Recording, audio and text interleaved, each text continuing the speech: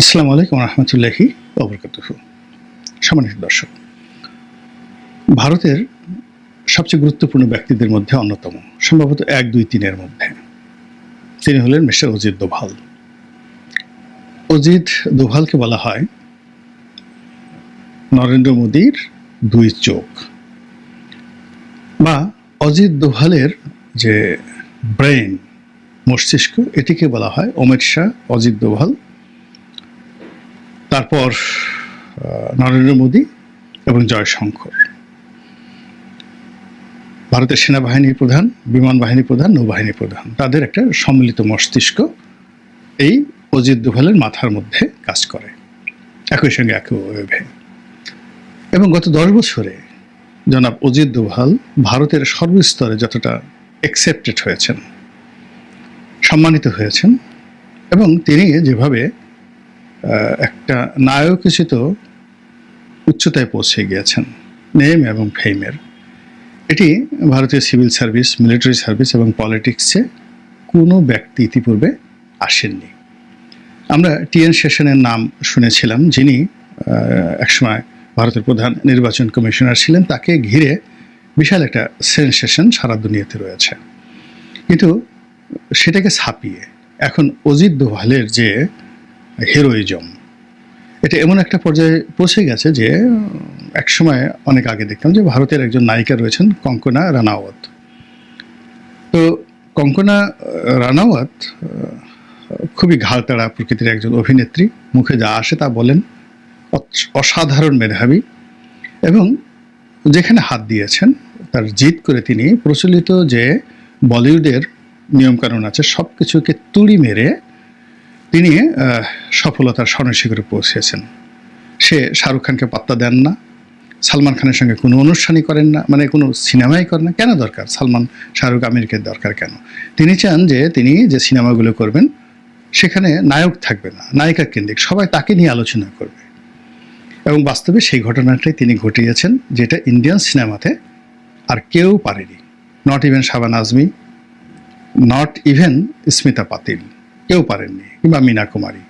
মানে সবাই নায়ক নির্ভর ছিলেন। এই একমাত্র কঙ্কনা রানাওয়াত, তার যত সিনেমাগুলো রয়েছে এগুলো সবই নায়িকা নির্ভর। নায়ককে কেউ, নায়কের নামও জানেন না। তো তাকে একবার জিজ্ঞাসা করা হলো যে আপনার স্বপ্ন পুরুষকে, বা সেই স্বপ্ন পুরুষের কার সঙ্গে আপনি সুযোগ পেলে দেখা করতে চান, আজ থেকে ৬-৭ বছর আগে। তো তিনি বলেন অজিত দোভাল। তা আমি তখন আসলে প্রথম অজিত দোভালের নাম শুনি ৬-৭ বছর আগে, কিন্তু আমার কোনো আগ্রহ জাগেনি। কিন্তু শেখ হাসিনার পতনের বছরখানেক আগের থেকে সেই অজিত দোভালের নাম বাংলাদেশে ব্যাপকভাবে আলোচিত, আর এখন তো সবাই আমরা তার সম্পর্কে জানি ইন ডিটেলস। তো সেই অজিত দোভাল অতি সম্প্রতি, মানে ভারত এবং পাকিস্তান যুদ্ধ বিরতির পর ২ দিনের জন্য কলকাতাতে এসেছেন, এবং এটা নিয়ে কলকাতার বেশ কয়েকজন সাংবাদিক তারা ব্যাপক আলাপ আলোচনা করেছেন যে উদ্দেশ্যটা কি, তিনি এই বাংলাদেশ সীমান্তে কেন এলেন, তিনি পশ্চিমবঙ্গে কেন এলেন, কি এমন পরিকল্পনা রয়েছে, প্ল্যান রয়েছে। এটা নিয়ে তারা নানা রকম আলাপ আলোচনা সেখানে করেছেন।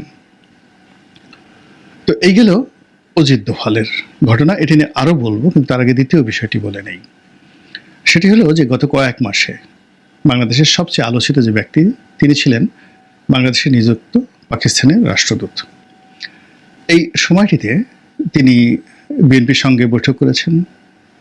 তারপর জামাতের সঙ্গে তার যে সম্পর্কটা, সেই সম্পর্কটা মানে অ্যাজ ইট ইজ, আপন জড়োয়া ভাইয়ের মতো। এবং সবচেয়ে বড় ব্যাপার হলো যে বাংলাদেশের রাজনীতিতে পিটার ডি হাস একটা সময় খুব আলোচিত, কিন্তু তার ক্ষমতা ছিল না।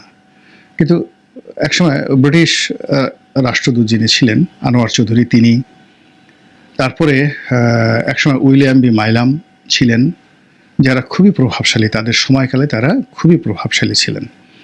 কিন্তু পিটার ডি হাস কিংবা ড্যান ডাব্লিউ মজিনা, তারা আলোচিত ছিলেন, সমালোচিত ছিলেন, কিন্তু তাদের ক্ষমতা ছিল না, তারা ইনফ্লুয়েন্সিয়াল ছিল না। আর একজন ভদ্রলোক ছিলেন, কালো করে বাংলাদেশে এসেছিলেন, তাকে সবাই কালা জাহাঙ্গীর বলতেন, তিনি হালকা করে বাংলা বলতেন, খুব মজার একজন মানুষ ছিলেন, তিনিও খুব প্রভাবশালী ছিলেন।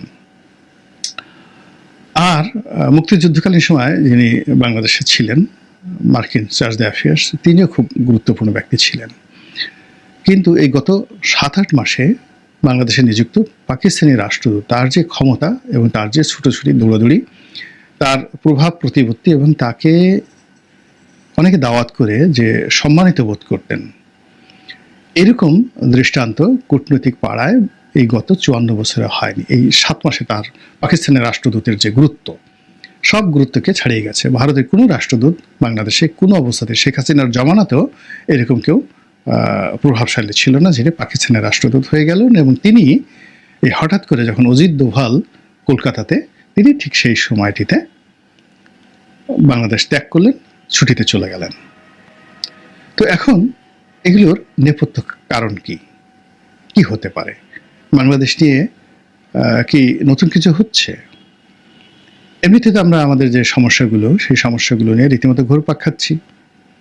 এখানে বান্দরবন, বাঘাইছড়ি, বিলাইছড়ি, রাঙামাটি, তারপর কক্সবাজার, এই এলাকা ঘিরে নানা রকম আতঙ্ক। এখানে ভারত পুশিন করছে, তাদের দেশের নাগরিক গুজরাট থেকে তারা ধরে ধরে মুসলমানদেরকে এনে এই বাংলাদেশের সীমান্তে তারা পাঠাচ্ছে। আসামের সাথে আমাদের যে সীমান্ত রয়েছে সিলেটে, সেখানে সর্বোচ্চ সতর্কতা রয়েছে। আমাদের অনেকগুলো সীমান্তগুলোতে, বিশেষ করে শিলিগুড়ি করিডর থেকে শুরু করে অন্য যে জায়গাগুলোতে রয়েছে, সেই জায়গাতে ভারত 35,000 সৈন্য, তাদের যে নর্মাল বিএসএফ, বিজিবি বা বিএসএফ রয়েছে, এবং অন্যান্য যে সকল সামরিক ঘাঁটি রয়েছে, এগুলো ইন জেনারেল, তার বাইরে রিজার্ভ ফোর্স থেকে, অন্যান্য ক্যান্টনমেন্ট থেকে 35,000 সৈন্য তারা এখানে সমবেত করেছে বাংলাদেশের সীমান্ত অঞ্চলে অনেক দিন ধরে। এবং ভারী অস্ত্রশস্ত্র, দূরপাল্লার কামান এবং ক্ষেপণাস্ত্র এবং ড্রোন, এখানে তারা এই পাকিস্তান ভারত যুদ্ধের আগের থেকে এখানে সমবেত করেছে, এবং ওইগুলো এখন পর্যন্ত তারা সরায়নি। বাংলাদেশ ভারত সীমান্তের বেশিরভাগ এলাকা সিল করে দেওয়া হয়েছে বিজেপির সতর্ক প্রহরায়, এবং প্রায় 4,000 কিলোমিটার যে বিশাল সীমানা, এর মধ্যে পশ্চিমবঙ্গের সঙ্গে কেবলমাত্র আছে 2,200 কিলোমিটার পশ্চিমবঙ্গের সঙ্গে। তো এই সীমান্তগুলোতে যে কি হচ্ছে আমাদের পত্রপত্রিকা ওভাবে প্রকাশ করছে না। ভারতীয় মিডিয়াতে প্রতিদিনই এগুলো নিয়ে আলাপ আলোচনা হচ্ছে। তো এই প্রেক্ষিতে ভারত পাকিস্তান যুদ্ধ শুরু হলো, আর এই প্রেক্ষিতে একেবারে 18 ঘন্টার মধ্যে এই যুদ্ধ অবসান হয়ে গেল। এখন ভারত তার যে ওয়েস্টার্ন ফ্রন্ট, সেই ওয়েস্টার্ন ফ্রন্ট নিয়ে তাকে আর চিন্তা করতে হচ্ছে না। ওখানে সমঝোতা হয়ে গেছে, ট্রিটি সাইন হবে। এবং আমি এর আগেও বলেছিলাম যে এই যুদ্ধটা হবে খুব সংক্ষিপ্ত। তারপরে তারা শান্তি চুক্তি করবে, এবং সেই শান্তি চুক্তিটা যদি সিমলা চুক্তির মতো হয় 1971 সনে, তারপরেই ভারত এখানে অ্যাকশনে আসবে ইস্টার্ন রিজনে, অর্থাৎ এই পূর্বাঞ্চলে। 2 নম্বর হলো যে ভারতের এবং পাকিস্তানের যে যুদ্ধ, সেই যুদ্ধে ভারতের মধ্যে এক ধরনের ফ্রাস্ট্রেশন লক্ষ্য করা গেছে, ভীষণ রকম। সেখানকার সেনাবাহিনীর মধ্যে ফ্রাস্ট্রেশন রয়েছে। সেখানে যিনি পররাষ্ট্র সচিব রয়েছেন বিক্রম মিশ্রি, তিনি এবং তার কন্যাকে নিয়ে এমন ট্রল হচ্ছে ভারতে যে এই দুজন পিতা পুত্রী এখন বলতে গেলে তাদের আত্মহত্যা করার মতো একটা অবস্থা তৈরি হয়ে গেছে। তাদেরকে বেঈমান বলা হচ্ছে, মুনাফিকে বলা হচ্ছে, দেশদ্রোহী বলা হচ্ছে। এবং পাকিস্তানের সঙ্গে যে যুদ্ধ, সেই যুদ্ধের ফলে ভারতের যে ক্ষয়ক্ষতি এবং সে যুদ্ধে পাকিস্তানের যে পারঙ্গমতা, এগুলো নিয়ে সারা ভারতবর্ষে হতাশা ছড়িয়ে পড়েছে। এই হতাশা দূর করার জন্য, যেটা আমি আগেই বলেছিলাম যে অনেক সময় বউকে মেরে, ঝিকে মেরে বউকে শিক্ষা দেওয়া হয়। এবং যখন কোনো মানুষ বাইরে কারোর সাথে পারে না, দুর্বল মানুষগুলো তারা এসে ঘরের বউয়ের সাথে বাহাদুরি দেখায়। তো এক্ষেত্রে পাকিস্তানের সঙ্গে তারা পারেনি। তো না পারার কারণে এই যে জাতীয় একটা ফ্রাস্ট্রেশন, সেই ফ্রাস্ট্রেশনটা তারা কারো না কারোর প্রতি, এটা দুর্বল কোনো রাষ্ট্রের প্রতি, বন্ধুর প্রতি, প্রতিবেশীর প্রতি তারা সেটা ঝাড়বে।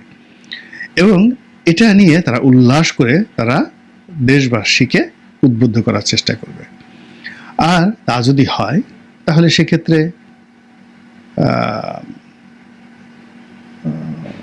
মায়ানমার, বাংলাদেশ, নেপাল, তারপরে শ্রীলঙ্কা, আমরা যারা ভারতের প্রতিবেশী রয়েছি সবাই হুমকির মধ্যে রয়েছে এবং সকলের সঙ্গেই ভারতের এখন সম্পর্ক তলানিতে। এখন চিন্তা করুন যে মায়ানমার, নেপাল, ভুটানের সাথে করবে না, ভুটানের সঙ্গে তাদের সম্পর্ক খুবই গভীরতর, আর মালদ্বীপ। তো অন্যান্য রাষ্ট্রগুলোর সাথে চীনের একটা কৌশলগত সামরিক চুক্তি রয়েছে, বিশাল বিনিয়োগ রয়েছে।